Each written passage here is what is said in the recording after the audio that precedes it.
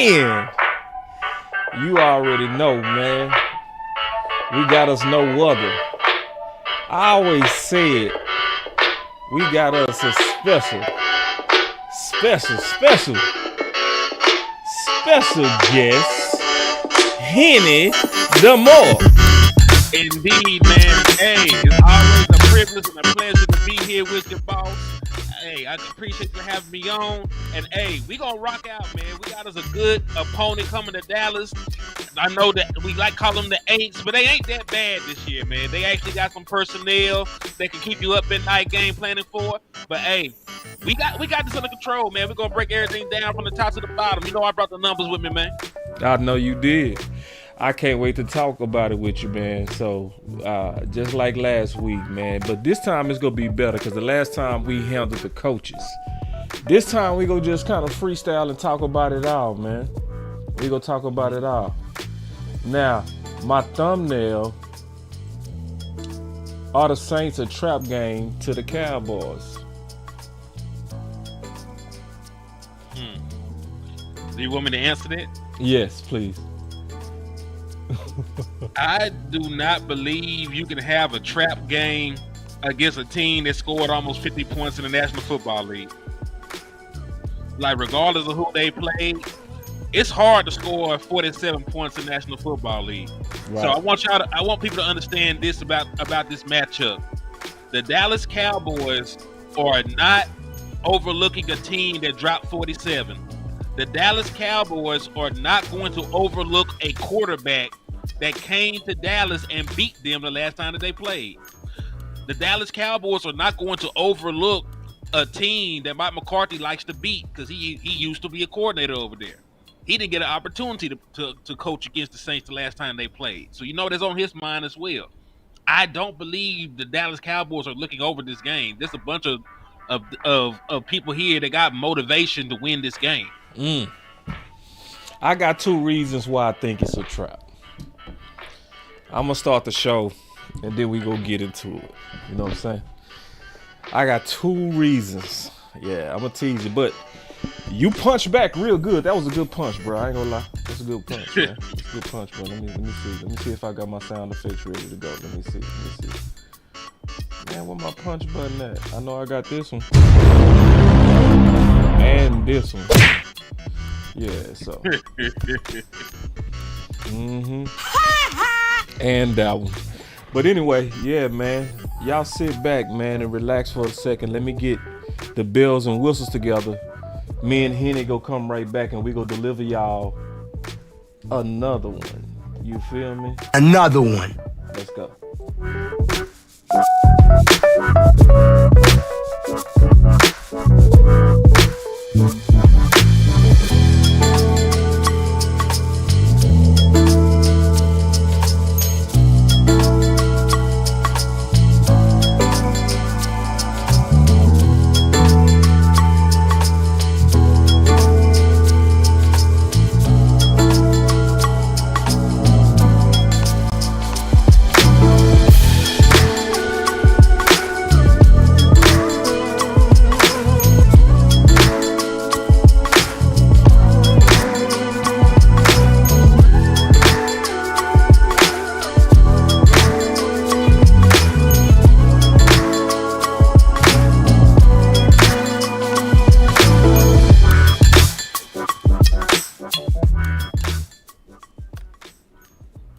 Yes, indeed, man. So let's go ahead and get into this. All right. So here, I got two reasons why I think this could be a trap. It don't laugh though. I'm dead serious though. I'm serious. Don't tell me not to laugh. Don't tell me not to laugh. No, I'm serious, bro. I'm serious. I be trying to think through this stuff. Where I want to make sure we don't get caught slipping. I'm gonna go ahead and give both of them. I would give it to you one at a time, but I'm gonna go ahead and give you both of them, big dog. Okay. All right, so this I'm gonna give it to you all at once. The storm. That's one. Okay. Two. Dallas got a young team. To me, that's what make it a trap. What's your thoughts on that? I think maybe in years past you could have a trap game like that, but it's got me hard pressed to think a guy like Mike Zimmer, who is a disciplinarian, who is a tactician, is not going to have his team ready to play a team that dropped 40. Yeah. You know what I'm saying? Like I would understand if this was the opposite. Let's say this team had 47 scored on them, Right. and they got embarrassed. Right. I think, and then we got the big game against the Ravens right after that, and we might take them lightly, like when Houston came to town, and then we barely got through that. Then we went and played Jacksonville. We saw what happened there. Like I can understand that scenario, but I think it's all hands on deck once you've seen that. And I'll put it to you like this, man. Like, there is more riding on beating the Saints than it even was beating the Cleveland Browns. Yes. Because it's an NFC team. Right. They would have a win over you, and there'll be a game ahead simultaneously. So that's like a 2-game advantage if they were somehow able to come to your house and beat you. Right. And we already know that the NFC is going to be tough. Like, nobody expected to see. And listen, the Vikings still might not make the playoffs, but nobody expected to see the Vikings look decent. You know what I'm saying? Sam Darnold listen, when I saw Sam Darnold play, I realized why Trey Lance got beat out in 49ers country. That man was out there dicing up the Giants. So, like, for real, like, he looked real good. I know he had a bunch of weapons, but he looked good. He made use of them. But point being, like, the NFC, there's too many teams vying for these 7 playoff spots to take any of them. And then it's going to be a common opponent at that. The Eagles play the Saints, right? Yeah. Maybe the Eagles need to be the one to fall into the trap, but not the Dallas Cowboys. I believe Zimmer is going to have these boys ready to play this game, at least on the defensive side of the ball. I think this is also going to be Zimmer's first real test. I agree. And mainly because of your tweet. My boy Henny said, while many will focus on QBX's use of motion and play action in week 1, the Saints ran the ball 37 times. 6th most in the NFL for 180 yards, tied for 3rd most rushing yards in week 1. Winning on early downs and forcing obvious passing situations will pay dividends. You preached on that, bro. I appreciate that because, listen, unlike the team we just played, they will have their primary stable of running backs. Alvin Kamara looked damn good. He had 85 yards on the ground. He had over 100 yards from scrimmage. We know that he's a dual threat. They also have Jameson. What's the boy name? Jameson Williams led the NFL in rushing touchdowns a couple years ago. And then, of course, you got the gadget player in Taysom Hill. And, he'll line up as a fullback. He'll line up as a running back. He'll line up and be a wildcat quarterback at times. So they got a bunch of people that can run the football. They'll give it to the wide receivers on jet motions like we do. So this is going to be a running attack that is multifaceted and can attack you in a multitude of ways. Because here's Alvin Kamara right here lined up. There's motion. Got held by the motion, caught the seam up the middle. Like, this is like, listen, I know listen, I'm personally somebody that think Alvin Kamara is sort of overrated as a runner of the football because he's never had 1,000-yard season on the ground, but he's a damn good football player. He is, especially in a stable. Yeah. He looked real good Sunday. He looked real good Sunday, man. And see, going back to this rushing attack, I think this is going to be our first attack because I believe, based on the coaching tree, and then obviously we're going to talk about that with Clint, especially when you look at where he come from, he's going to have an understanding of a commitment to the running game. So for those of us who've been trying to see, are we go stop the run and have we tooled up Zimmer to be able to stop the run? I think we getting ready to see that, Hen. I hope so. Because listen, the Dallas Cowboys defense can be dominant, but only if they can stop the run. The same way that teams get into these big games and make the Dallas Cowboys one-dimensional, the Dallas Cowboys need the ability to do the same to their opponents. Right. It's hard to beat anybody if you give up 150, 160, 180 yards on the ground. At that point, you don't even have to put the ball in harm's way. Like Derek Carr, and listen, Derek Carr is an underrated quarterback. I don't think he was the problem in Oakland. He's had big games for them, and I know it didn't lead to playoff assists, but the man is a 30,000-yard passer. He's got all the accolades. Like, he's a good quarterback. He's not elite, in my opinion, but he's a good quarterback. So to have him in that system where he doesn't have to put on his Superman cape, save the day, he can lean on a running game, lean on play action. By the way, they had the third highest play action rate in the National Football League, right? So it's not like they asked him to fall back. And listen, the Saints offensive line is in shambles right now. Ramczyk is out for the season. They got a guard that may not play. None of that stuff really even mattered, right? None of that stuff mattered last week because they were able to utilize motion and utilize play action and run the football. So Derek Carr didn't have to get into obvious drop back situations. Yeah. So if you keep him clean, you give him a running game, he can dice you up. Yeah. No, because he diced them balls up last week. It looked like that play calling really helped him out a lot. Can you get into that real quick? All right. So in regards to the play calling, like I mentioned, most play action passes in the NFL for week 1. And listen, are you really surprised that somebody from the Shanahan coaching tree utilized the run and utilized play action and motion?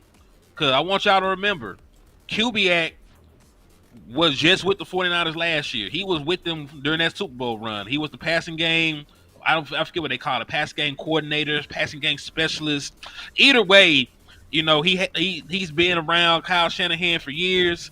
He's been around that version of the West Coast offense for years. And he brought that with him to the New Orleans Saints. So you'll see them use misdirection, motion, sail routes, play action. Like, those pretty much going to be the calling cards you're going to see. And what I like about this game is pretty much this. You can use this game as an opportunity to be a tune-up for when you actually go on the road and play the real things against the 49ers in a couple of weeks. Right. You will be facing the same exact offense, just with different personnel. So if you can stop, and listen, everybody runs the West Coast offense. The principles don't change. It's just how they get to them. Right. Mike McCarthy is in Dallas running dagger, running dragon, running lion, and they are too. It's just the difference or the wrinkles how you get to.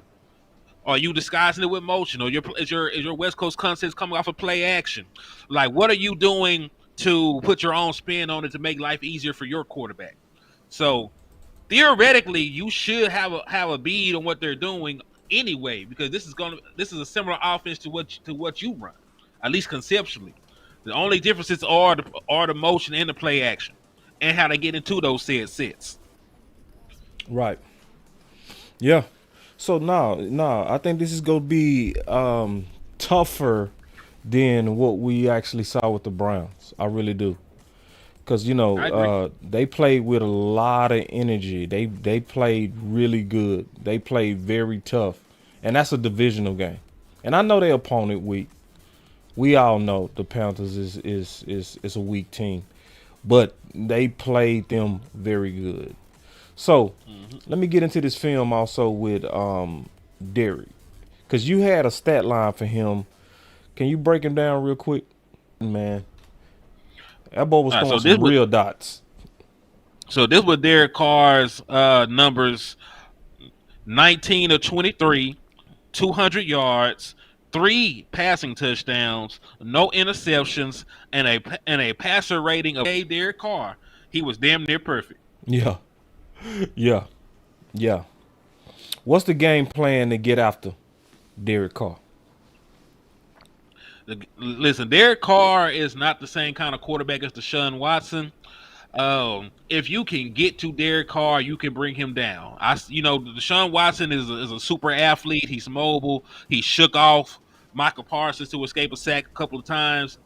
If that offensive line can't hold up, because there are questions on that Saints offensive line, you can get to Derek Carr, you can rattle him, you can hit him, you can knock him off rhythm.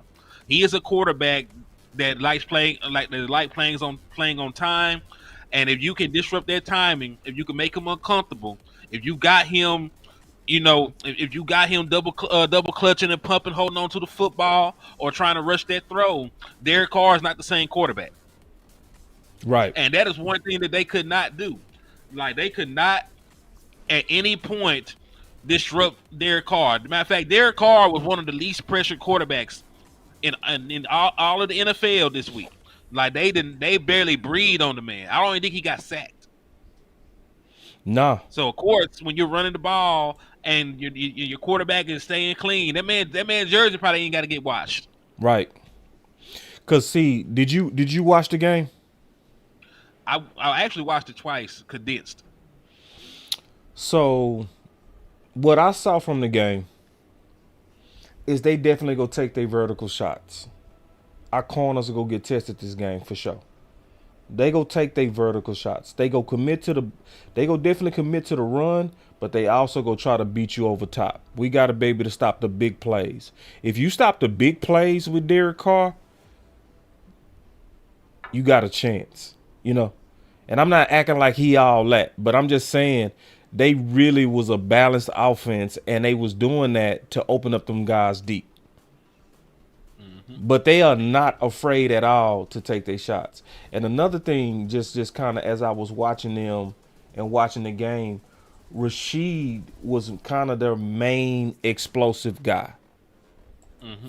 Yeah, Rashid was getting off. And they was doing a lot to get him the ball, especially on vertical shots. So they really, really, really are going to test us, and I know it's going to be Rashid. They was trying to they was actually doing more vertically with Rashid than they was doing with Chris Olave. What's your thoughts on that? Well, Shaheed is the most explosive player that they have. Now, Chris Olave is the best wide receiver they have. He's the better route runner. He's still explosive. He has 1,000 yards the last 2 seasons. But, you talk about who's going to be the big play guy is going to be Rashid. They even use him in the return game. Yeah. Right? So, pretty much an equivalent of our team would be somebody like Avonte Turpin. He's a bigger Avonte Turpin. Yeah. When he come into the game, he going deep. He might be coming around on a jet sweep. He's going to be returning a kick. Like, he's the guy that does it all for them, basically. Right. And we do know from experience that Derek Carr does not mind trying corners. If y'all remember when he came to Dallas, he went last vertical time on Anthony Brown. Yeah. Yeah, and he picked on Anthony Brown.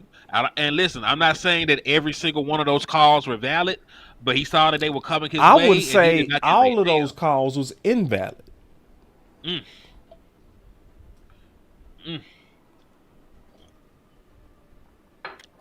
Because didn't he get like 4 pass interferences that game? It was 3 or 4. I can't remember. I know the one that everybody remembers is the one that said for sure. And then, so we also know this is gonna be a test for who?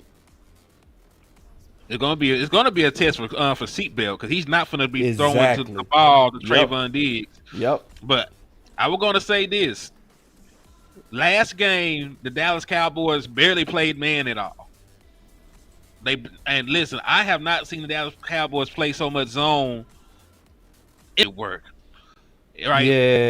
Yeah. But this last game, they played more cover 3 than anything. They played the 2 primary coverages the Dallas Cowboys employed during this game against the Browns was cover 3.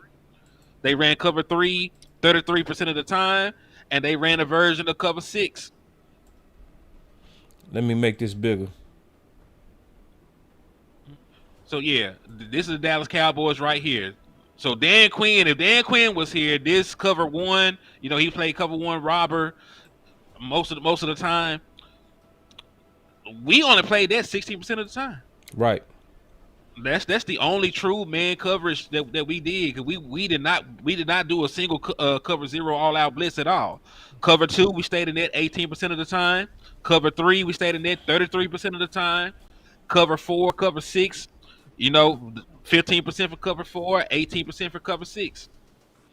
Yeah. So the Dallas Cowboys mixed and matched a bunch of different zone coverages, and what I like, if you know, a lot of times cover 4 and cover 6 end up being match coverages. So it may be a zone at one point, but it ends up being your man. Like it evolves into man once they come to your zone and certain keys are met.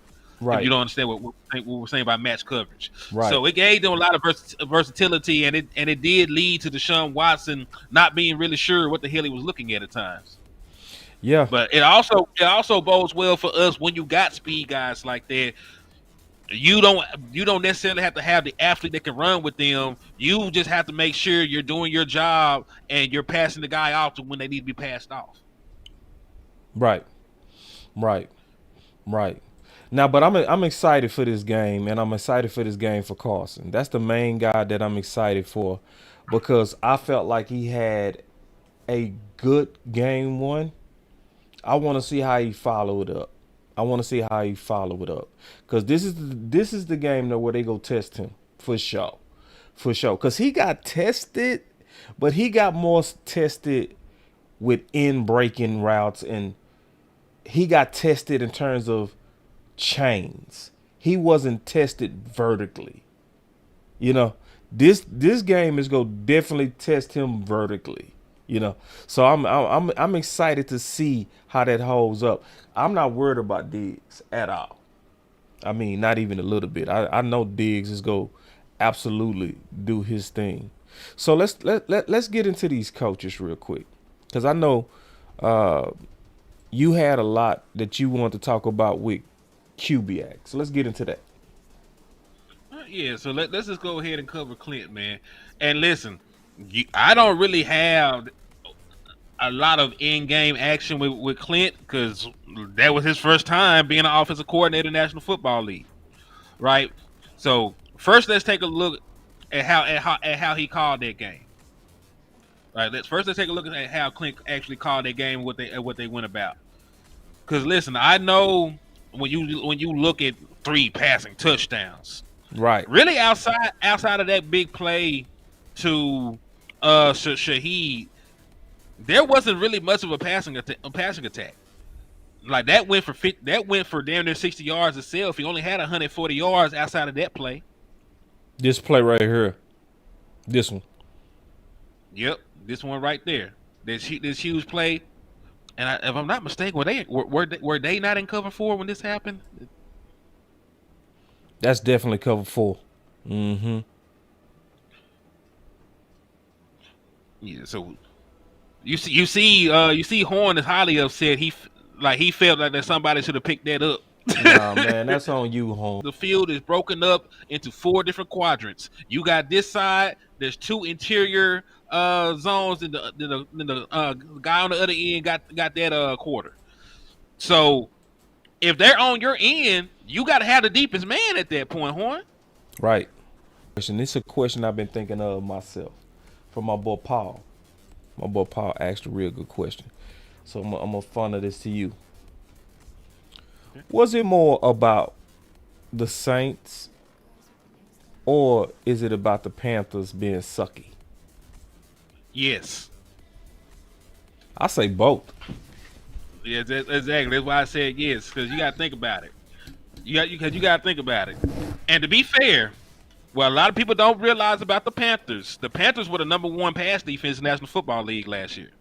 It might be by default because they were also one of the worst run defenses in the league, so you didn't really have to pass the ball on them.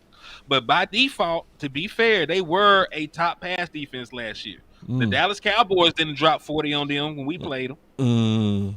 Right. I mean, listen, we needed a defensive score to get over 30. Right. So it's not like, this happens often. That's why you got to give them their flowers. So while it's not the best opponent in the world, it's hard as hell to score 47 points in the National Football League. So Right. you do get brownie points for that. Yeah. You definitely get brownie points for that. Let's go back to this coaching though. Okay. Oh, Clint. But and this the thing though, man. Like the issue with Clint Kubiak so far that I've seen is that everybody can do a little bit of everything. That's pretty much been the calling card for the Saints. But he's actually shown to be a pretty decent play caller, at least up to this point. What I mean by that is you got a guy like Alvin Kamara. You see him on the field, you don't necessarily know if he's actually going to be a running back at that point. He might go out in the slot. He might go out wide because they can align him at any place that you want to. So when you talk about the Saints, they got a lot of different people on their team that you don't really know what their job responsibility is going to be when they're on the field. You might see Taysom Hill on the field. Is he going to be the quarterback on this play? Is he going to be the running back on this play? Is he going to be the tight end on this play? Is he going to be a wide receiver on this play and be spread out wide?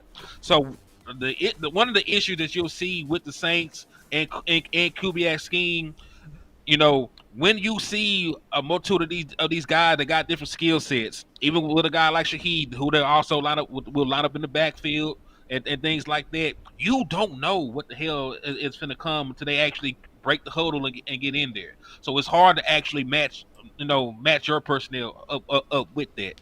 And then when you're using that amount of motion, you're using that amount of misdirection, that can give you issues, over the course of 4 quarters. So I don't even just think it's just Kubiak. It's the kind of players they have. They got more gadget players over there on the Saints roster than I think anywhere else in the National Football League, if I'm being honest. Yeah.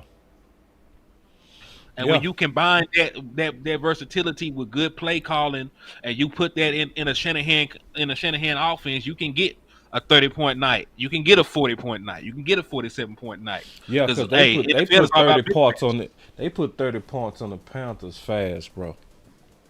Mm-hmm. They put 30 points on the Panthers like extremely fast. Like, you right. They really do a good job.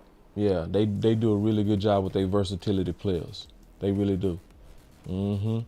Absolutely. My concern with Kubiak is obviously this is his first time calling plays, but he is from sound philosophy, especially at San Fran. And what I saw, the main thing that I saw on both sides of the ball, with their offensive coordinator as well as their defensive coordinator, I saw a lot of physicality on both sides of the ball. Both sides of the ball. I saw they was playing extremely fast, extremely tough, a whole lot of energy on both sides of the ball. Like, if you watch the Browns was flat. They just look flat. But no, not New Orleans. This game is gonna test our youngsters. This game is gonna definitely test our youngsters. Who on our offense do you think should get off this game? What game is this made for? Well, it actually depends on who plays. Because if Marshawn Lattimore don't play, I'm picking on whoever they line up against CeeDee Lamb. Because I know Marshawn Lattimore will probably be the primary guy that they try to stick on Lamb. But if he can't go, I like my chances of CeeDee Lamb against any other corner that they got. Them boys play good too, man. And you know they got Kool-Aid over there. Oh, he a child. I like that.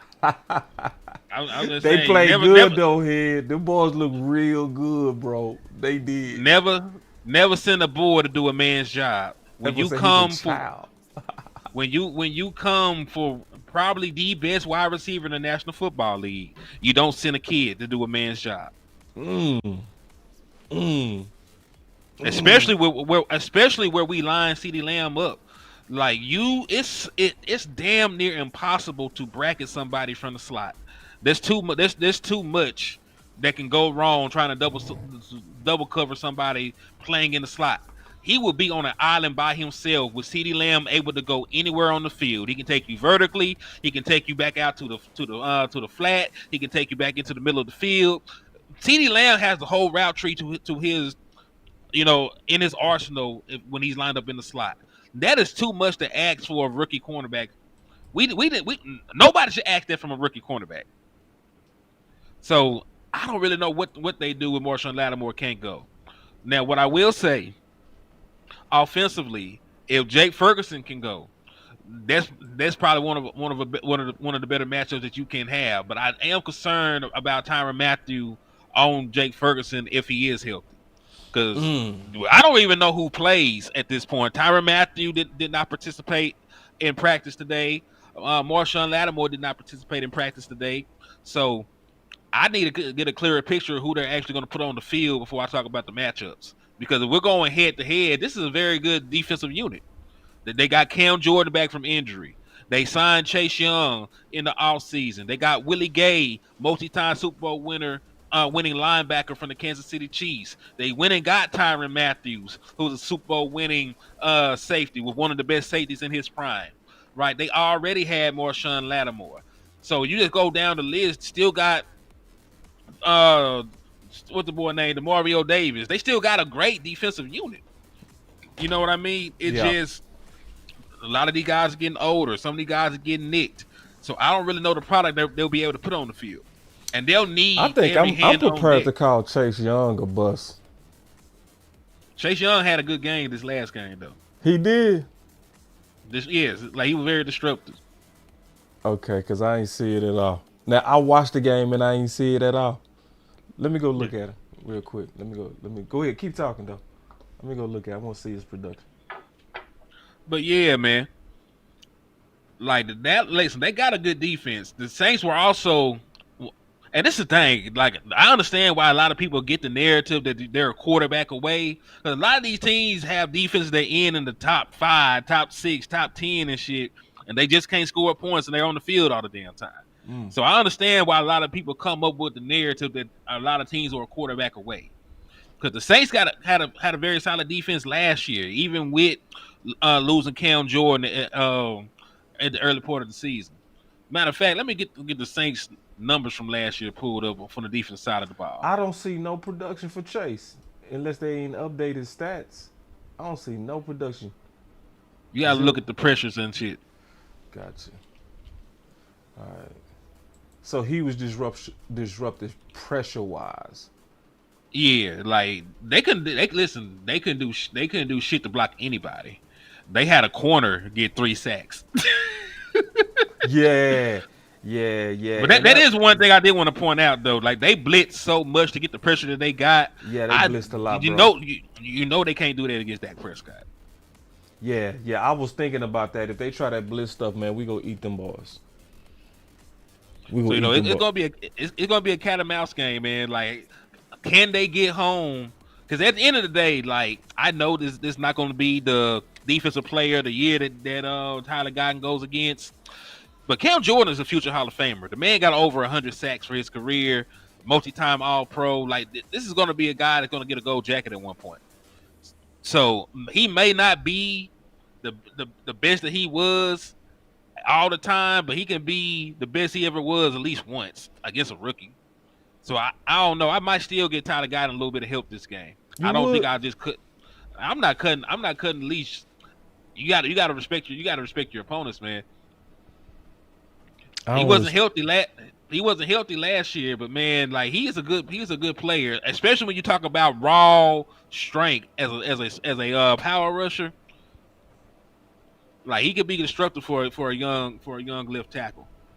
And listen, if you don't think you should make the whole game plan about stopping Cam Jordan, fine. Yeah. But if he start getting off, you need to make your as an adjustment. I'm with you.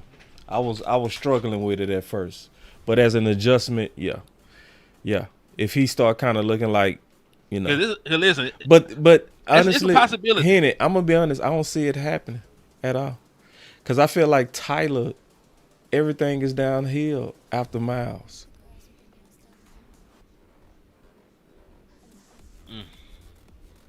You see what I'm saying? Matchup makes fights, man. It's not always that's what I'm saying. Like, listen, I understand that he's not going to play another player of that caliber. Right. Like, there's nobody officially gifted. This man is 35 years old and still playing in the National Football League for a reason. If this man ain't have shit else in the tank, he would be doing podcasts like you and me. Like this man got I something. don't know, As long man. as It's he some got balls it in up their here. 30s. They still getting checks and they done lost it. Like Calais Campbell. I don't know why some of us loved him so much. I have no idea. He clearly not who he was. Listen, that man ain't listen. He was one of the best defensive tackles in the league for a very long time. But at this point of his career, he's just a specialist. You know what I Yeah. mean? There's nothing wrong with being a specialist. If you can still go out and get 7 sacks in the National Football League, they want you. And that's what he does now. He is a pass rushing specialist. They don't even let him play defensive tackle full time. Because me They and just move him you, around the line. we did a show on all the edges and defensive ends that Tyler's gonna face. Yeah, At what I did not bring up Cam Jordan. Right. See what I'm hurt. saying? I brought up everybody that had production from last year. He didn't play because he was hurt last year. So I couldn't. This is my use his question. I just got a question real quick. Mm-hmm. At what point do you allow Tyler to go ahead and play these guys on the island? How long we go keep the training wheels on Tyler Guyton? Real talk. I mean, longer than one game. So because obviously we had to put, and it was smart to put the training wheels on him for the Browns. But at what point do you say, all right, you got to go out there and ride that bike? Look at the Giants. A team. Listen, you do shit like that against a team that is obviously sorry. I don't know yet. I'm like for real. Like, I'm not even capping. Wait, because remember with Steele, they didn't do that. Remember? Steele year 2. Steele year 2. Yeah. They put him on that island on Bosa. They put him on that island with Judon. They sure did. They did. But listen, that was year 2. This is year 1. We saw Terrence Steele year 1. But this was year 1 with a really, really good game against the defensive player of the year. Fam, I'm not saying that Tyler Guyton is incapable of playing the National Football League. Y'all gotta stop jumping off the cliff. Like y'all seen a little nipple slip, right? Y'all ain't seen the ass or nothing else. Y'all seen a little bit of nipple. I like metaphors. Let's keep it to football. I'm cool with the metaphors, but let's keep it to football. I'm just saying, like, you know what I'm saying? Like, I'm just saying, like, y'all are enticed. I understand, like, y'all. No, we talking about real life good play, right? Yes, you're enticed by what you've seen, but I'm just saying, like, you still got to respect the other players in the National Football League, especially somebody of that ilk. This man, this is not like he's some Rudy Poo. Like, this man gonna get a gold jacket. Like this, I'm not saying he's gonna dominate the man the whole game, but it only takes one strip sack to change the outcome of a game. It only takes one. We got lucky this last game by Jalen Tolbert being able to fall on it. It only takes one strip sack or one hit that Dak Prescott is not expecting to change the tide of a game, especially in a close one. So I'm not saying change the whole game plan. We already touched on this. But have a counter punch if this dude starts taking off. That's all I'm saying. Yeah. So we basically saying the same thing. What we saying is, to put it together, is start him out on the island. If he starts seeming like he might be struggling, then go to your adjustments, go to your chips, go to your tight ends, go to your 12 personnel, your 13s, start doing stuff like that to help him out. Because that's actually what they did with Ferg. When Ferg went down. Now, I want to ask you, man, should Ferg play if he can play? Nope. I'm with you. Talk to me. I'm gonna tell you why I agree with. Yeah. 17 game season. You don't need to go out there like you feel good right now. You ain't had a 270-pound man take you to the ground yet.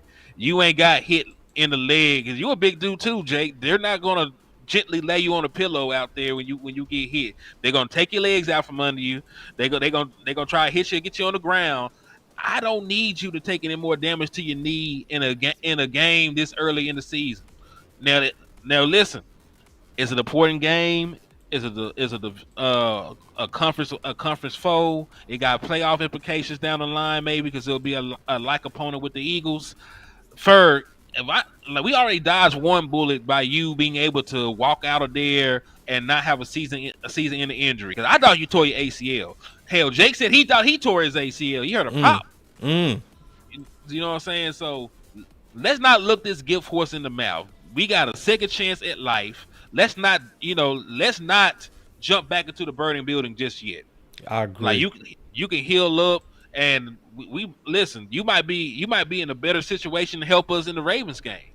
It might be like, hey, just sit this one out, and you might feel like yourself next week. But right now, no, it's too soon. Yeah, and on top of that, I'm gonna be honest, bro. I want to see the other tight ends. The only thing that's sort of pissing me off is that John Stevens didn't practice. Yeah. So now we're down to I don't want to see anything from Schoonmaker. I ain't gonna hold you. I don't want to see nothing from Schoonmaker. You don't want to see nothing from Schoon, bro. Man, good and well, this man did not did not turn into a good pass catching tight end overnight. It didn't happen.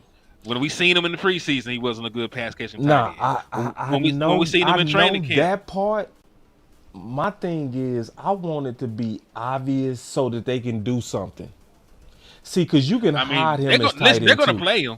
You see what I'm saying? They're going to play you can him. hide him as tight end too. I need it to be known what he is so that they can. You see what I'm saying? That's why I want to see him. Yeah. But I'm excited to see Span. I want to see, can they get Span going, even as a youngster. I want to see, can they get him going? You know, because this is who Mike McCarthy always wanted, and I think it's been some debates. I think it's been some fights going on in there. I think you got some sponsors going on in two different locations. I think the sponsor for Span is Mike McCarthy, and I think the sponsor for Schoon, if I'm just taking a wild guess, is front office right now because he's the second round draft pick. But because isn't it funny how they carried 4 tight ends and nobody expected that to happen? I want to see how this go shake out.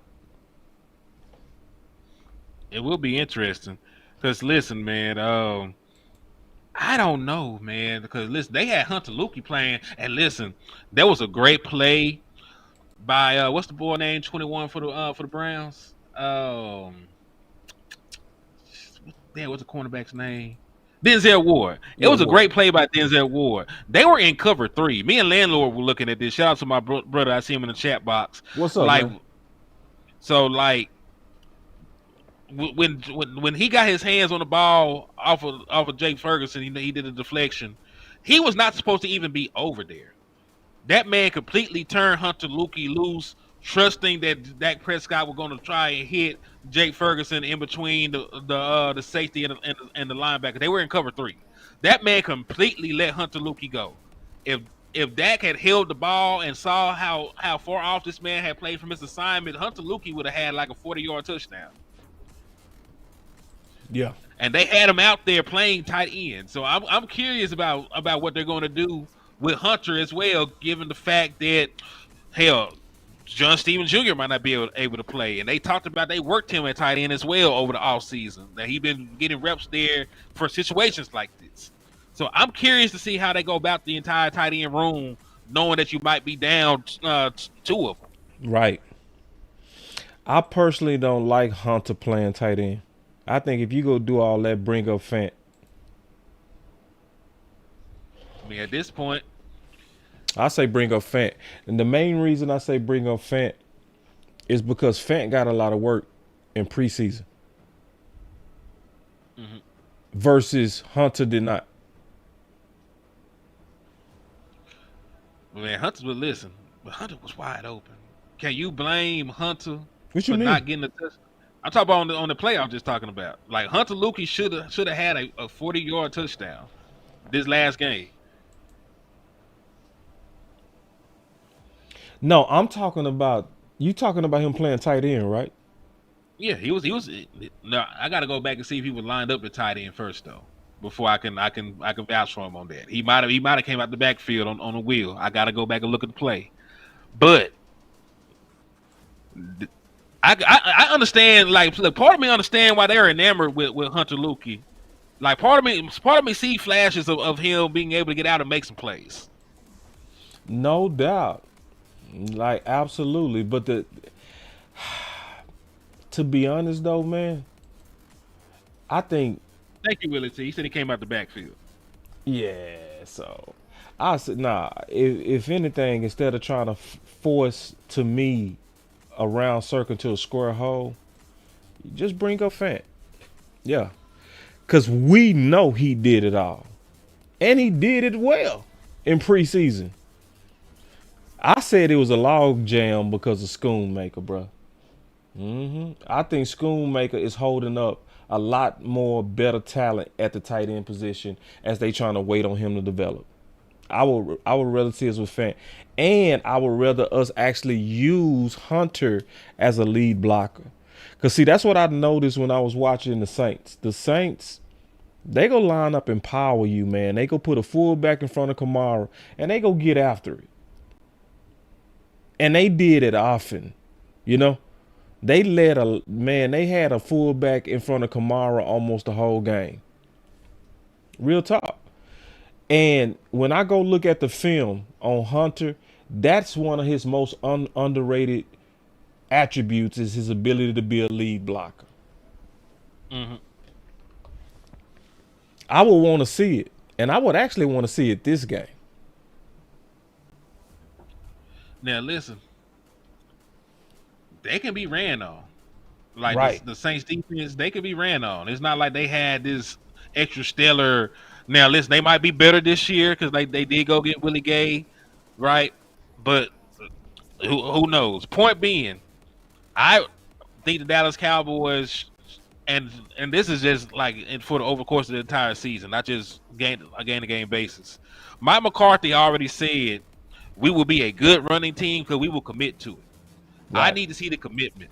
Yes. All I saw this last game, you got to 100 yards. Don't get me wrong, you got 100 yards as a team, but you only ran the ball like 20 times in a game that we had a 24-point lead. We were up 24 points. There was not really a reason to throw the ball the entirety of the second half. If we're being honest. Yeah, I would definitely say Mike McCarthy did not manage that game well to me. No. Just from that, I like some of the play designs in the first half when they were cooking. Yeah. But once you got that lead, Yeah. I think we should have been. He was too pass happy with that lead. He wasn't taking enough time off the clock. A lot. Mm-hmm. A lot. He stuck with the passing game a little bit too long to me. I agree with you on that 100%. For sure. Yeah. And listen, I am a diehard Mike McCarthy supporter, but I also believe when you damn near up 30, you need to be running the ball. My boy LeBron James said he was trying to prep for next game with pass. What's your thoughts on that? Because I don't think you should be prepping for the next game. I think you should be trying to close out the one you have. I agree with that sentiment. Because listen, man, we've seen teams come back for 24 points down in the NFL before. Exactly. You know what I'm saying? There's no such thing as really having a safe. A safe, yeah. Especially in the third quarter. I would understand that it was like the middle of the fourth quarter. They're just about out of timeouts. There's no mathematical way that they can score that many points in the amount of time that you got left. I understand taking a play or two to work out some shit right there. Yeah. But third quarter, nah. Yeah. I saw it exactly like you, man. The game management was just not on it. And then my boy James said Mike don't want to run the ball. Well, listen, Mike gonna have to run the ball because we've seen in the postseason scoring is down. Like you are playing the best of the best across the board in the postseason. You cannot be a one-dimensional offense and continue to win playoff games. You might win one, but to win the Super Bowl, you need to string together 3 or 4 victories against the best teams in the National Football League. That's very hard to do when your offense is just the quarterback and his wide receivers. Right. It don't work out like that. The 49ers keep going to the dance because they got a run game and they got a system. They got a run game. They can plug in a quarterback. They got weapons out there. They can get to a Super Bowl. They can get to the championship game, right? You look at the Chiefs. Even though during the regular season they don't run the ball as much, in the postseason their rushing attempts skyrocket. You can go look it up. They run the ball way more in the postseason than they do in the regular season. I know a lot of people love Patrick Mahomes, but it's hard to win games when you're just dropping back and throwing the ball all around the yard. Right. And you're gonna throw picks. You're gonna get hit. Somebody gonna have a drop to turn to a pick. Ask that. You can hit somebody right in the hands and go the other way for a pick six. So it's hard to win just throwing the ball around the yard. You gotta be a multifaceted offense. And I'm not even just saying just run the ball with the running backs. Like you can utilize the quarterback, you can utilize the wide receivers, you can utilize whoever you want to, but you got to be able to do more than just throw the football. Right. Right. Yeah. We got us a super chat. You got some super chats over there, big dog? I don't believe, but let me take a look real quick. Yeah, double check, make sure. My boy Chris 14 said, I know it's very early, but you guys a little bit concerned about wide receiver 3, and should we make a move to adjust it? Yeah, I think it's too early. I think it's way too early. And tell me what you think of this, Henny, just real quick. Mm-hmm. When you go against the Browns, that's secondary nice, bro. You know what I mean? Great. So I need to see, wide receiver 3 in some different tests. Because the Browns, it's not too many. I'm just being honest. It's not too many secondaries like the Browns. We might have faced the best secondary in the league. We might have. In terms of nickel. Us. Because we also one of the top in the league too. Especially when Bland come back. So I say it's too early. Just keeping it real. Because remember with receiver by committee, they gave that 8 games. So you got to at least give them 6 to see if that wide receiver 3 is going to break through. What you think? Well, let me say this real quick. Shout out to Desmond Ironman. He's been a member for 2 months. He said, great to see HTM and Boss teaming up. Go Cowboys. Indeed, man. Me and Boss going to make sure to do more content as well, man. It always rocks. Oh, and yeah. I do agree with y'all. But I also going to say this. In Dallas, wide receiver 3 is the 4th option. So I'm not really too concerned about it. Yeah. Because is CeeDee Lamb going to eat first? Jake Ferguson was the 2nd most targeted player on your team. So as long as he's healthy, that is your number 2. Brandon Cooks, 3rd option. He did good. He already off to a better start this year than he did last year. So right. Yeah. Yeah. So and then whoever steps up to be wide receiver 3 is the 4th option within this offense. So I'm not really too concerned about wide receiver 3. I wanted to have a 5-ass 2, upgrade over the age of Brandon Cooks, but we'll worry about that next year when he becomes a free agent. We can just go get somebody in the draft or go pick up a veteran or whatever. But point being, like the way that the roster is currently constructed and the way that Dak Prescott divvies out these targets, you really don't need your wide receiver 3 to be extra fire at this point because they're really down the totem pole. Like CeeDee Lamb is already going to get what 1,700 yards, 1,600 yards, however many targets to get that. We're talking about Jake Ferguson taking a jump to being an All-Pro when he get back on the field, right? We were rambling about and talking about over the offseason, right? Him taking another step in his production. This year 3 for him, right? You usually see a massive jump in player production and output in year 3. So if Jake Ferguson is going to be this all-pro tight end that deserves all these targets, and CeeDee Lamb is already one of the best wide receivers in the league, you're already barely coming up with enough targets for Brandon Cooks as it is.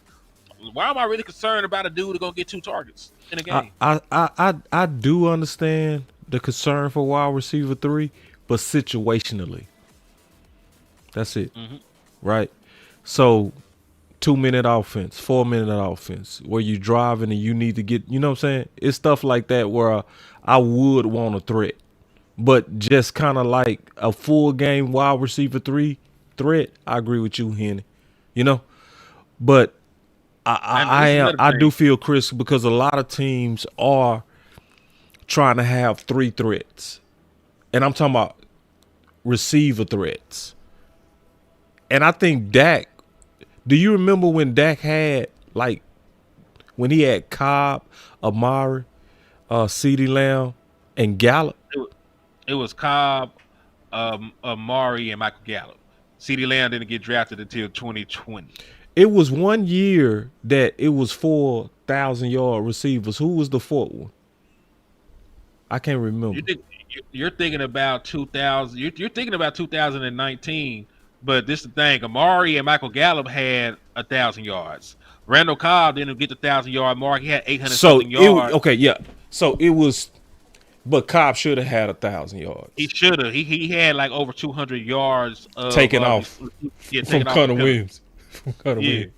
It really was Connor Williams.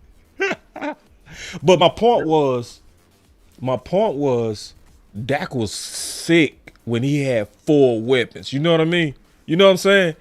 And there are times where you might need, like when you're trying to, game-winning drives like that, you want 3 to 4 weapons outside your tight end.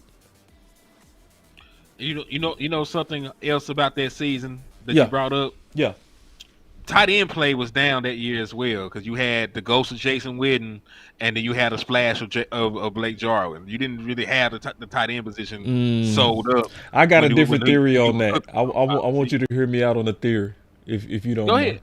My theory on what's been going on with tight end, I think teams have been adjusting to what used to be automatic mismatches. So tight end became a major mismatch position for a while. And so I think defenses began to get leaner, more hybrid linebackers, which kind of shrunk defenses, right? Mm-hmm. But you was able to get people that was able to match up better with the Witten types, the people that was kind of killing those bulky linebackers. So you start having more 3 safeties and ways for them to try to adjust to that tight end mismatch, which now, in my opinion, I think that's why we starting to actually revert back to running the ball, because now you got too many lean linebackers. You know what I mean? So your smarter teams are starting to beef up to take advantage of the personnel that adjusted to these tight ends. That's why I think tight end production overall is way down. And that's why I think in the last 15, 20 years, it's hard to find a first-round tight end to actually hit. True or false? Yeah, are you one of them believing tight ends? Are you one of them tight ends? Well, damn well I want a wide receiver in the first round. I don't be looking for no. I'm trying to make sure, bro, because there's too many people out here building that tight end BS, bro. I'm almost done with the position itself. You said done with the position itself. Nah, but what you think of that theory, man? Because I think that's really kind of been. It's logical. Yeah. I can't completely say myself if that, but it makes sense. Hearing you elaborate on it the way that you did. Yeah, because like tight ends are not working. They really not, for the most part. You get about 3 or 4, but you get way more success at the wide receiver position. Way more. My boy Paul with the super chat, he said, "This is no trap game. Zimmer defense is here." I agree with that. That's to me. I think Zimmer has the edge that's gonna keep us from traps. Also, Tony Snow got the same super chat with a 199 on my end. Said it's not a trap game because Zimmer will not let it. Yeah. I agree with both those super chats, man. Appreciate you, brother. I think that's one of the main things that's gonna prevent it from being a trap. For real. Yeah. So yeah, man. Did you have anything else on the matchup? Man, honestly, like this is a good secondary as well when they're healthy. I just Oh, don't think they'll be like the the Saints. Like Saints. they got, yeah, the Yeah, Saints got a that's good what I've been secondary. saying. Yeah. Oh, You- Keystone. He said I missed his super chat. Hold on, real quick. Let's go find it. Yeah, let me go find it. Y'all give me 1 second. My boy Lou in the house. What's up, Lou? What's up? What's up with I you, called Sam, you to bro? take do, bro. I called you, Lou. Yeah. It came from an 832 number. I don't see it, Keystone. Go ahead and put your comment back in there so I can take it, big dog. I don't see it, Yeah, Keystone. I don't see one on my end either, bro. Keystone, I do not see it, big dog. And see, I know when Keystone be dropping them super chats, he be dropping like big ones. He be dropping like 20, bro. So he like, bro, you better find my shit. I know, right? I don't see it, bro. I'm clicking through. I do not see it.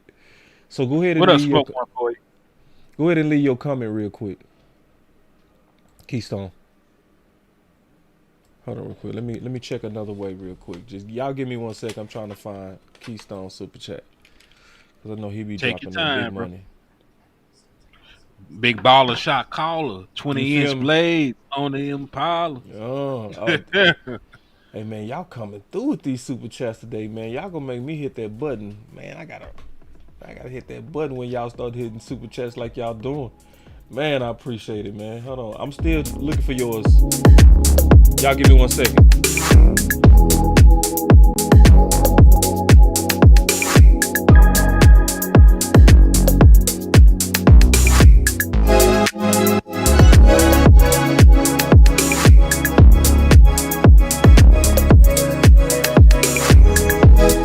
All right, let me take these other super chats and this is what I'm gonna do. Keystone, if you buy your phone, I'm gonna call you, bro. That's what I'm gonna do since I can't find your super chat.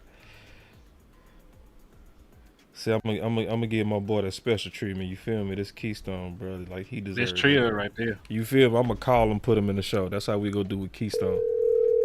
I'm Bet. calling you, Key. Key, Hey yo, what's up, fam? what's up with it, bro? You see how much love I got for you, bro. I get you on the phone. Let's get it. Oh, most definitely. I definitely appreciate the love. What's Let's going go. on, Henny? How you feeling? What's I'm feeling good, brother. How you been, man? Yeah, man. Yo, because I noticed earlier when y'all started the show, just at the time when y'all was bringing up Cliff, the new office coordinator, and I Yeah. was saying that y'all say that how they was running the ball so many times, and I was like, I was just in the process of doing my super chat. And I was like, yeah, no wonder he came from the Shanahan tree. You know Right. how Shanahan do. He Yep. runs the ball. Look Right. at Matt LaFleur with the Packers. He come from the Shanahan tree. You What do running the he do? ball. He runs the ball. Right. So we got to be on alert with this dude because he's going to run the ball. Yep. He knows what we're aware of, and he's Yep. still thinking in his mind that might still be our weak point. But what he Right. don't know is this isn't Dan Quinn's defense now. This is Mike Zimmer's defense. So let him go out there and be cocky and bad if he wants to think it'll be that same defensive run team that can't stop the run. We got a rude awakening for him. So Man, let's just hope Man, that he thinks it's a game. I man, listen. 100% agree with you, Key. I 100%. That's also why I called it a trap. You got anything else, Yup. Key? Is that what your No, super not chat? at all. All right, man. No, I not at appreciate. all. Everybody's got to eat. I appreciate it, man. That boy, see, that Indeed, boy's a bro. professional. You see how that boy professional? That boy get in and out, bro. You feel me? That boy know how to do it, man. That's an OG in this, man. He take over. He like, let me get my point. Hold on, Key, you had something else? Oh, now I was just going to say, see you at the watch party versus the Giants. I'm coming soon. Okay. So Keystone gonna be with us on the watch part on the Giants, man. Y'all know that's gonna be dope. So y'all stay on the lookout for that. That was my boy Keystone. All right, man. Let me get to these super chats real quick. You got some over there? My boy Star Breezy, man. Good to see you, Star. Been a while, man. My boy Star Breezy, man. Good to see you, big dog. Salute the star. Oh, Yeah, man. I just got one after you said something. And they just got the fire emojis. Dynasty football key. Salute to you. Yeah, nah. That boy he ain't go hard, man. Nah, he's He's very, very, very talented, man. Very talented mind. So check this out. So D Shift, he says Zim defense versus Saints OC Shanahan guy in QB Act. Yeah, that's what we talking about. That's what Keystone was talking about. And that's what Hen was making a fantastic point. This is gonna be a good litmus test. Yeah, for San Fran. Yeah, because listen, you'll see a majority of the same concepts. They'll utilize a lot of the same motions. You know, it's West Coast, so you'll see a lot of the same West Coast principles. So, Dallas Cowboys, if you struggle with motion in this game, you go struggle with San Fran. Mm-hmm. Yeah, but if you handle the motion well this game against the Saints, you might be a little bit better suited to stop what they're trying to do up there in San Francisco. Right. If you stop and listen, it's not going to be the same animal stopping the run. Alvin Kamara is a good back, but he's not a Christian McCaffrey, right?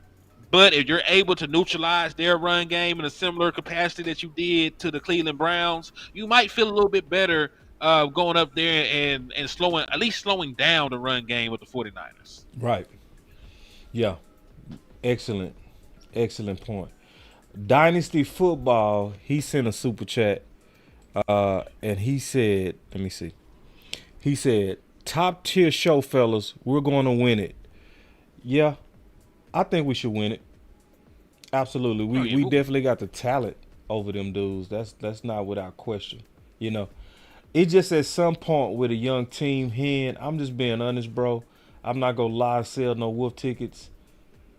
I do fear a young team eventually falling asleep. Just not used to the weekly grind. So let me ask you a question, boss. We're young on paper. Who are these kids that we're depending on long term outside of the offensive lineman? You talking about on the squad? Yeah, like who are these extra young kids that we're just putting the world on? Overshown is not a starter. He's a rotational linebacker. But we leaning on him. He get a lot of reps, bro. He get a lot of reps. He rotated in, but still, that man.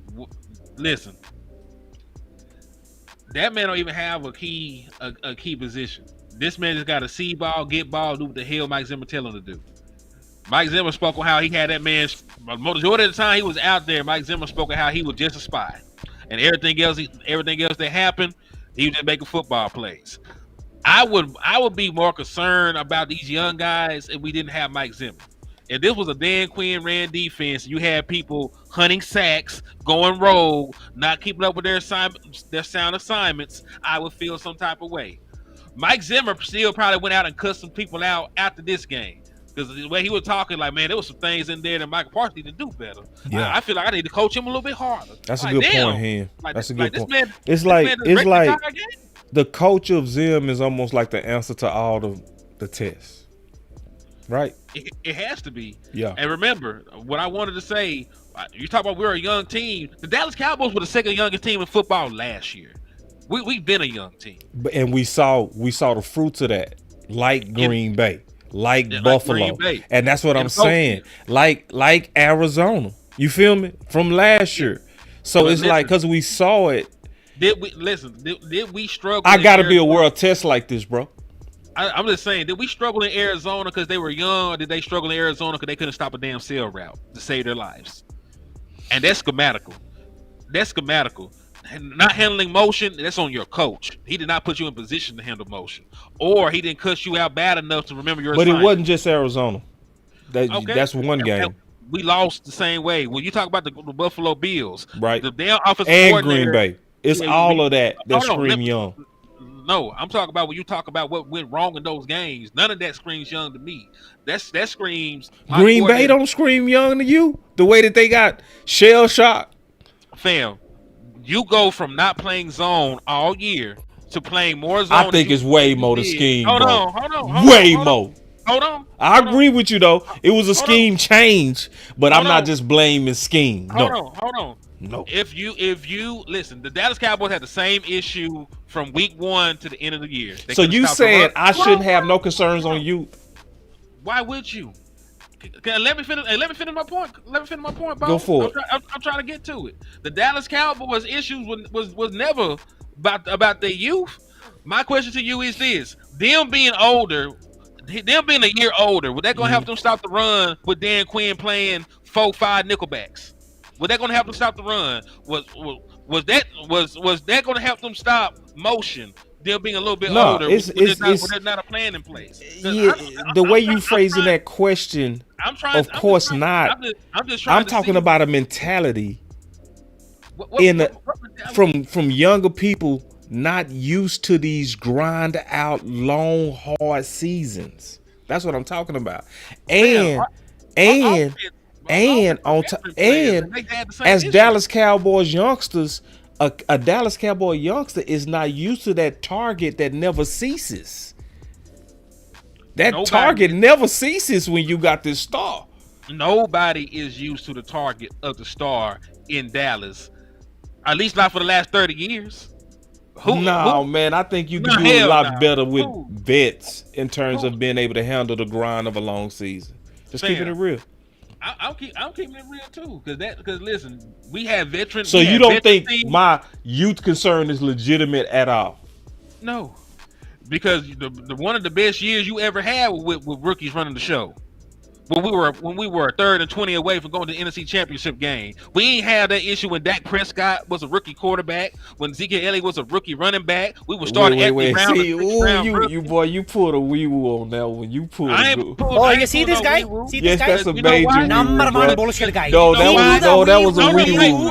No, that was a wee woo, bro. Listen, that was a wee woo. You said no. You talked about Dak and Zeke. You talking about some pure anomalies, bro. I'm talking about you. So let's talk about that game then. No. Let's go back to that game, because you said them youngsters was running the show. It was a youngster on why we lost that game, and you know who that youngster was? Anthony Brown. That's why we lost that game. Yes, because of that pass interference. We had that game won, except for that youngster. True or false? No, that wasn't false, because you think about the different game. No, I'm talking about 2016. That was Byron Jones on the tight end. No. You gotta remember. All right, let me jog your memory. You gonna remember this. It was Byron Jones. Now hold on. You gonna remember this. Do you remember he got that interception? Yeah. That would have closed out the game. Do you remember? I think you're fusing two games together. No, I'm not. No, we had that game won. Heat got an interception, and it was taken away because of Anthony Brown pass interference. I don't recall. A youngster in the fourth quarter. It would have sealed the game. Nah, cause hold on. How would that been possible? Because we were tied when the 3rd and 20 happened. It didn't. Dak get us in ahead. No, that's 2017, the rematch. No, man, let me go look at this, man. That's regular season. Because I remember we had that game sealed, bro. We had that game sealed. Let me go look it up. You're thinking about the game where Aaron Rodgers scored a touchdown over Jordan Lewis. No, I ain't thinking about the game. I'm thinking about the 2016. Yeah, my boy Brian Peter said it. Boss is correct. Yes, it was Heat that got that interception. I'm telling you. And it was Anthony Brown pass interference that took it away. We had that game sealed, and it was a youngster. All right, and 3rd and 20, tie game. Go take it to overtime. Who gave up the damn 30-yard completion? No, but I'm saying, no, that's not taking away the point that a youngster in a young moment messed up the game. And it was goofy because also Anthony Brown was pass interfering a player that wasn't even close to as fast as him. He panicked. Listen, you act like he's the only person that had a penalty in that game. No, it ain't acting like. I'm just talking about you saying I have no reasons to be concerned, bro. That's what you said. And I'm telling you, I do, and I should be concerned about youngsters playing in a long season. That's all I'm saying. There is more at some point. There's more concern about not having a good scheme in place than having young talent. At the end of the day, there is more concern. The last time I checked, the Chiefs were not no super old team. They had young guys out there too. Every team that wins Super Bowls don't just have nothing but hardcore rugged. But what did you players, say man. about us, Hen? You said we was the what last year? We were the second youngest team. All right, so it's the difference between having some youngsters and being the most young. Fam, True or false? You also gotta count the dudes that don't play. Let's keep it real. How many of these guys are actually playing out there? I mean, with us, Michael Parsons a veteran. DeMarcus Lawrence a veteran. Okay. All right. Veteran. So you know we had the most starters as true rookies in about 20 some years. And on which side of the ball? Last week, total rookies. Okay, and we did good, didn't we? Yeah, we do good, but that's not the point I'm making. What point? Listen, man. My point is this. I don't think you understand my point. I get your point. I can tell you what your point is. Your point is I have nothing to fear because of Zim. That's what you said. My point is X's and O's are more important than the age of a player. That's all I'm saying. If you do not have a coach to put you in position to be successful, I don't care if you're a rookie, a veteran, an all-pro, or a Joe. You're not going to be successful if the scheme is not up to snub. Now I understand what you're saying about young guys make mistakes. Shit happens over the course of a 17 game or fall season. asleep, not used to the grind of a 17 game season. I understand that.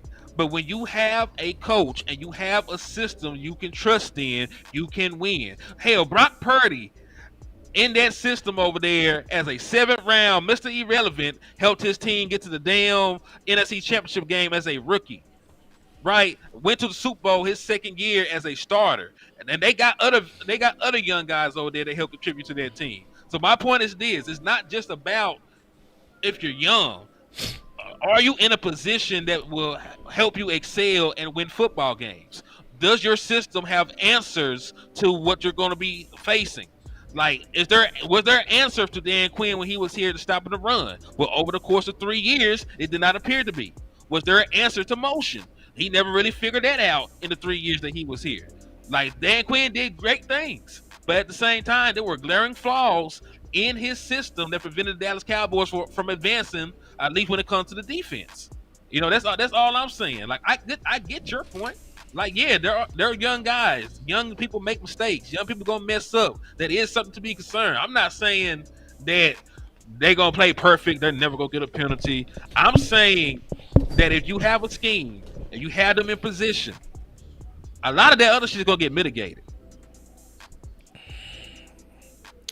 Because we've seen it too many times in the National Football League. So, Hen, what you low-key saying is that you're smarter than Jimmy Johnson.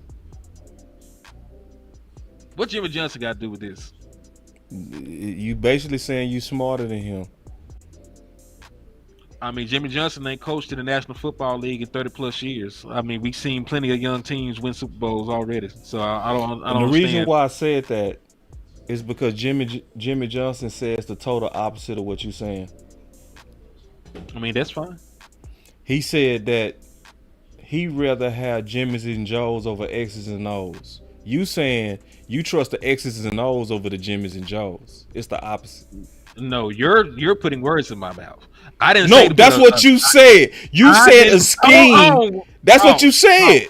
We're talking about young players. We're not talking about. And you said a scheme can protect them, meaning you trust in the X's and O's over the Jimmys and Joes. I'm trusting the coordinator to put the players in a position to win. If you listen, do we got scrubs as young players? Is Kalen Carson a scrub? Or any of these guys we're talking about putting in these positions scrubs? That's neither here nor there what Jimmy Johnson talk about the Jimmys and Joes. Are these people Joes? Or are they just average ass players? No, they Joes. But see, even this is the thing. Because they Joes, okay, I'm gonna just say it like this, and then we probably gonna never meet in the middle on this. How many games do they play in college? Don't know. It depends on which particular player you're talking about. How many games on average do they play in college? Maybe 30. No, I'm talking about in the season. Football. Oh, 13. 13. Is it like 13 or maybe a bowl game? Yeah, if you play in Depending a what bowl program game, it comes from. right? Yeah. So this is all I'm saying here. The adjustment from going to 13 to 17 and the playoffs could affect certain young players at some point at a higher rate than a veteran player. A perfect example of that is Osa. What does Osa usually do? He go give you a good hot first 10 games, 12 games, and then what start happening to him? He slowed down, but he had 3 tech. But I'm just saying though, is my point is, in my opinion, you might not agree with this, but in my opinion, with a young team, I do get concerned about younger players having to grind out in a professional league with 17 games. And sometimes I'm saying this is the main thing I'm saying. I'm keeping my eyes open because this team's so young. And this is a good test. This is how we'll finish it, where we'll agree. Games like this is a good test for a young team. Can we just agree on that? Of course. Yeah. So we'll just agree on that I'm going to keep my eyes open. And I'm going to continue to keep my eyes open for games like this. Because, see, some games going to be easy for a youngster to get up for, right? Philly, oh, they going to be up for that, right? San Fran, they going to be up for that. But a game like this, it's the Saints. You know what I mean? They ain't really been doing nothing. You know, some people fall asleep. Let me ask you a question real quick. Who would fall asleep in their first ever home game?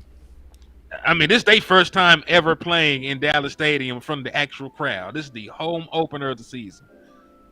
I don't see. You're right. You're right on that. Not this early. You're right.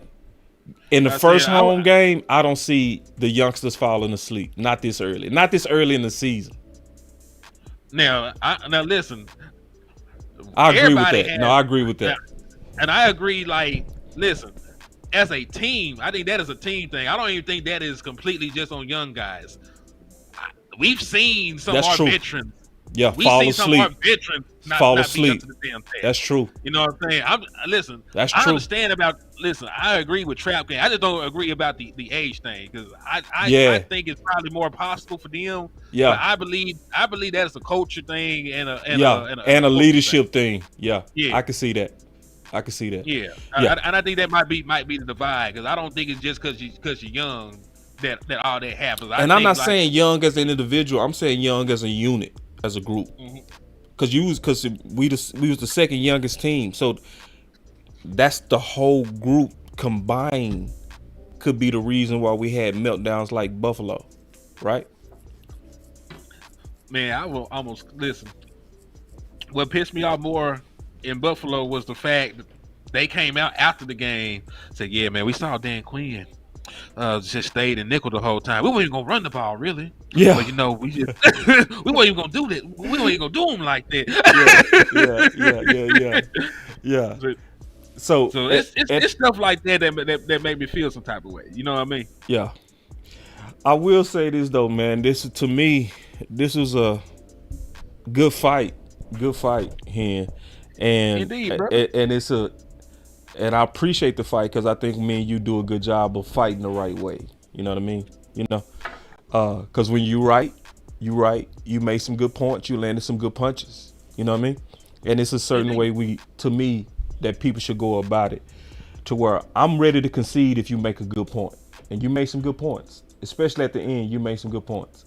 And you did as well, man. Believe me. Like, I understand, because listen, I've been young. I'm not the same person today in my 30s that I was in my 20s. I don't think the same, act the same, or do the same activities. Yeah. So I can imagine being young and having a couple $1 million in Dallas in the city. You know what I'm saying? I can understand how just being young in Dallas, playing for the Dallas Cowboys in itself can be a distraction. So I understand what you're saying.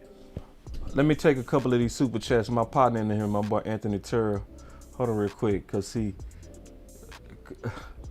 I think he hit it basically.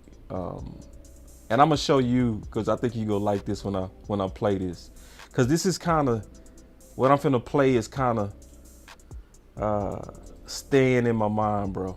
It's staying with me based on the type of team we have and based on how we went out last year. So I've been playing this. Y'all know I've been playing this. But this is my whole point. Basically this. Don't let it go to your head, no. You feel? Yeah, you feel? I like that one. Yeah, you feel me? Yeah, that's yeah. Don't let it go to your head, no. Yeah, so and see my partner, we came up together playing ball, so he know me very well. Like we played a lot of ball together, and this is what he said. Which he said if Boss was a coach, he would be a good one for the rooks because he would keep preaching to them that it's a long road and stay focused. And that's what I'm saying. That's exactly what I'm saying. It's a long road. You gotta keep, like, every one of these games are intense. You gotta you can't fall asleep for a second. Don't let it go to your head, no. You are with the Dallas Cowboys. They are looking for you to slip. Cause how many times have we seen teams play flat the week before, and then when they play us, it's like they going off, right? That happened last year with Seattle. Last year with Seattle, man, they played flat as hell versus San Fran the week before. Came in to us, and they was, man, like it was the Super Bowl, bruh. Don't let it go to your head, no. Yeah, team do got a petition to do that with the Dallas Cowboys. But hey, let me get these two supers real quick, man. I got some too. Go ahead, and then we'll get up out of here. My boy Chris 214 with the 2. He said, "Is Carr good versus the blitz?" I'm not sure if he's good against the blitz, but I know he is not great against pressure. Like his numbers across the board are down against pressure, but I have to see the exact numbers against the blitz. If you give me time, I'll probably have that for you by the next show. My boy Klebo with the 199 said Cowboys with the youngest team in the NFL in '92 and won the bowl. Yeah. So listen, what Boss is saying, I understand where he's coming from. You know what I'm saying? He just don't want them to be young, dumb, and not understanding the moment or the opportunity in front of them. Right? See, man. Hold on real quick. Bro, all I me and you wrong. Me and you, bro. That's why I'm calling this game a test, bro. Wrong. Me and you, bro. Me and you, bro. Real talk. But this is the thing, man.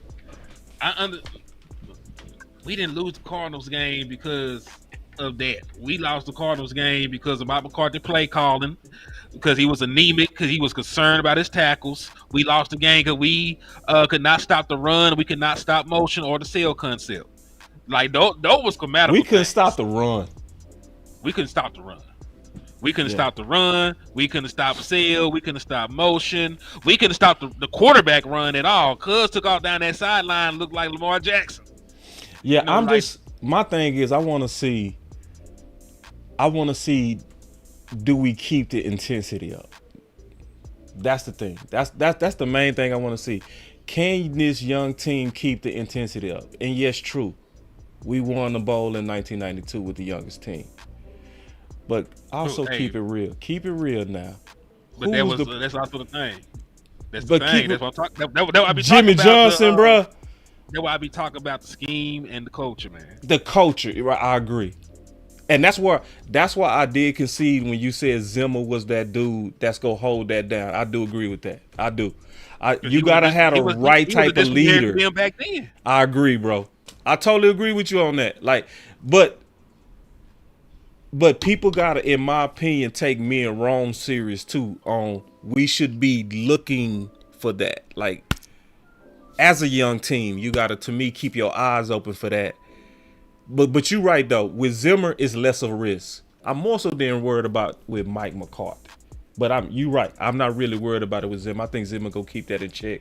I think he's a version of Jimmy to that point. You know what I'm saying? You got some more super chats? I got me a couple of them over here too. Go ahead and get those, and then I got some I want to add to that. Okay, so my boy we will say, but boss, does also slow down from less reps or fatigue? I think he get fatigued. I think the season we're on, especially because it's the trenches, and I think his motor so high in the beginning, it's just hard to keep up that intensity for 17 games, in my At opinion. that size, yeah, definitely at that size, yeah. Yeah, it just in my opinion, and that's why I think, especially them trench players, they got to get used to going from 13 games to 17 games and playoffs. You know, that's another reason why LeBron James so great. That's one of the main reasons you gotta add his durability to his GOAT. And he not the GOAT, but I'm just saying, you know what I mean? The greatness of being able to play with high intensity for a lot of games. That's special. That really is. Mm-hmm. You got 3,000 subs, man. They say you just hit 3,000, man. Congratulations, bro. Who? You. Somebody just said it. Somebody said HTM 3,000 subs. Did you? Let me see. I don't believe I did, but let me take a look. Also, hey, landlord hit me with a $5 super. He said, I think that mostly on defense, we are much more mature because of the accountability. Most of the letdowns were on defense. A lot of explosive plays was. That's true. Oh, Cuz called me Henny 3,000. He trying to help get me to 3,000. Oh, so anybody, okay. Yeah, okay. I know what he's talking about. That's my boy, man. So hey, Rico. If you ain't subbed up though, yeah, that's my boy Rico. Y'all sub if you up ain't, to the OG. Yeah, the sub up, man. We like 200 folks away, man. Man, y'all help that boy get over there, man, to that 3,000, man. 3K that boy. 3K that boy. Indeed. All right, check this out. All right, so then we got another super chat. He said, "Say what about Dak? My QB words." Ooh, I forgot about that. I forgot about that, man. But me and my boy Black, we was talking on the phone, and he was just making an excellent point, bro. Like for the Dallas Cowboy fans that hated on Dak, especially if you old enough, you gonna know what I'm saying is true. If your quarterbacks ain't wearing Jordans, shut up talking to me. For real. If your quarterback got on some Adidas, unless your quarterback got on some J's, bro. See, my boy Weewoo said that. That's true. Like, when Jordan is endorsing you that dude, bro. You really that dude. I don't see why people ain't get that. All right, so then we got us this is a fire super chat. He say, top tier show, fellas. We're going to win it. You talking about win it all or win this game? Hopefully both. Honestly, hopefully both. It's too early for me to say we're going to win the Super Bowl, but I feel very confident in our ability to win the game. If they don't, then I'm gonna have to come out here and cuss them out in the way that Mike Zimmer obviously wasn't. But I believe in their ability to win this game. You got the pieces in place. You got the pass rush that can. Shout out to my boy Rome, man. He said, Man, I'm sending a solid, bro. HTM way soon. Yep. Appreciate that, brother. Yeah. Yeah, Rome a good dude, man. And I'm gonna say this hand, and then I'm gonna give my final words. We cannot play the Saints like we played the Browns. No. We would lose. If they play like they played game one and we play like we played game one, we gonna lose. Because you didn't see all those mistakes with the Saints. Game one. You didn't. We cannot go in there with a sloppy game like what we did against the Browns and win. I mean that too.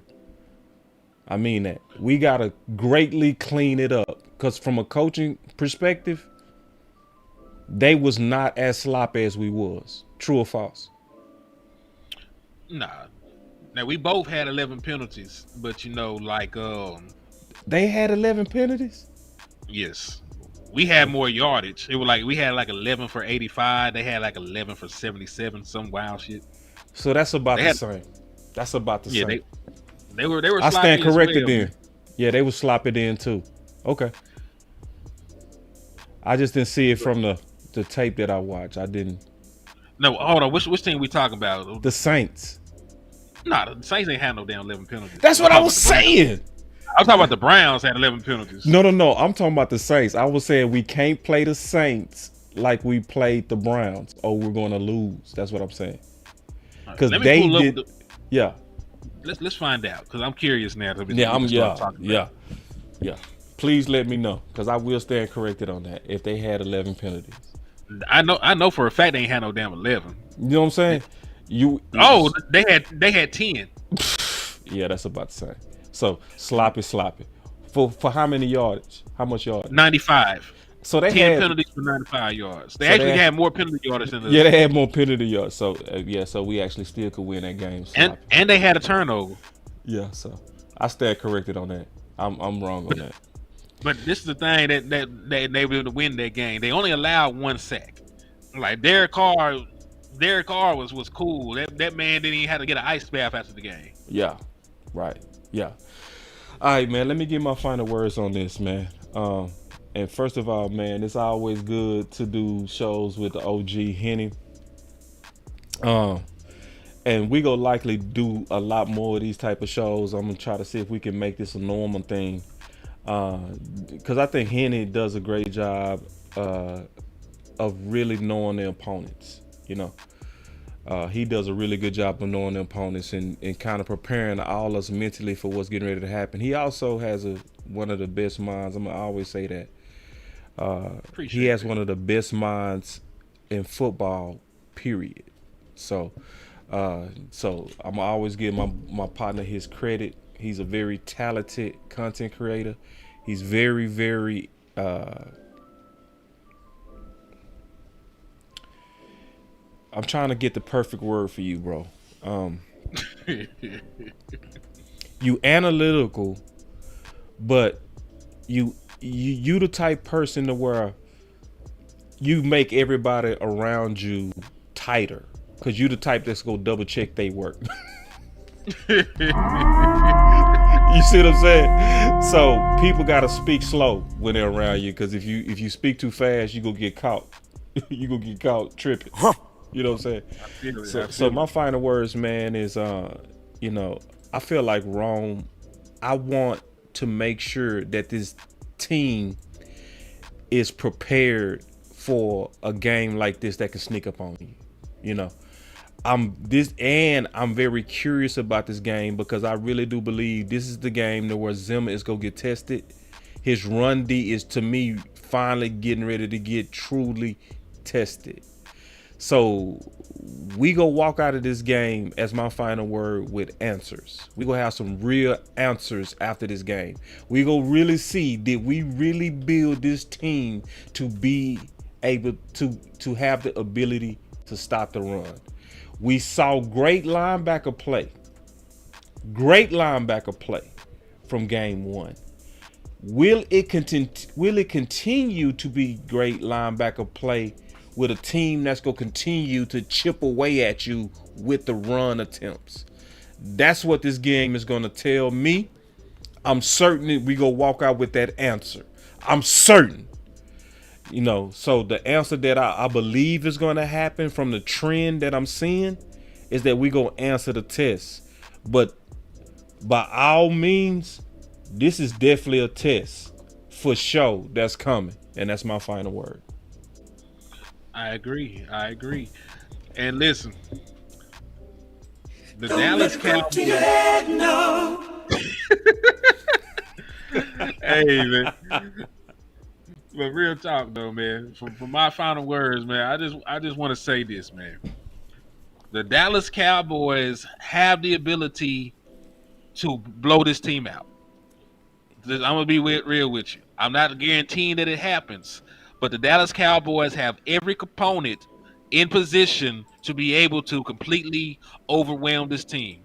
They have a beat-up offensive line. Your defensive line, for the most part, is healthy. I know that Nealon is dealing with a calf, but your primary pass rushers, right? Your primary pass rushers will be up to snuff. They're ready to go. You have a secondary, right, that has shown that they can play with these high-power wide receivers. right? I like Chris Olave. I like Shaheed. They're not better than the wide receiving core that we just faced. They're not. The tight ends are not better than the tight end room that we just played. They're not. So they don't even have a quarterback that can threaten you with his legs. Like Derek Carr might escape for a little bit, but he's not breaking 30 yard runs like a Deshaun Watson could. So this is a team that is more ready made for you to be able to beat personnel wise from the athletic standpoint than what you faced just last week. I believe the Dallas Cowboys, as long as they win early and are able to score points, they can also neutralize the run game in the sense nobody wants to run the ball when they're down 17 points. Nobody wants to run the ball when the guy over there just scored 30 points and it's not halftime yet. The Dallas Cowboys offense, who is much better at home and is not playing the defense up to the same ilk as we played last year, will be able to score more points and be able to make this a lopsided affair. So I understand Dallas Cowboys cannot look past this game, but why would they? This is a quarterback that walked into Dallas and kicked their ass on Thanksgiving in front of all our entire families just 2 years ago. This is a team that just scored 47 points the week before on another NFL team. They are not going to sneak past this. A lot of these guys, this is their first time playing at home in the home opener. They are going to be locked in, prepared, and I believe in this team, man. So I got the Dallas Cowboys by 17. 27-10. Love it. That boy say 27-10. Let's get it. Boss Cowboy Sports, where your voice matters. Look, moving too bossy, we don't tread softly, but not flossy, the streets done taught me, moving too bossy, we don't tread softly, but not flossy, the streets done taught me, I'm just tryna get my nigga paid. We came from Section 8, and I knew I was at since the second grade. Man, I swear my time is coming, cause I'm never late. Came from broken homes and broken dreams to getting paid. Look, dollar bill, listen close, this is not a drill. Cause hungry trying to get a meal. I've been in light, who gon' pay a bill? I've been in action, been in traction, surplus with niggas lacking, shining light but still be blacking, red lights will stop the action, green to go, even when it's slow. Higher heights to balance out the lows. Can't ride the wave cause you ain't got a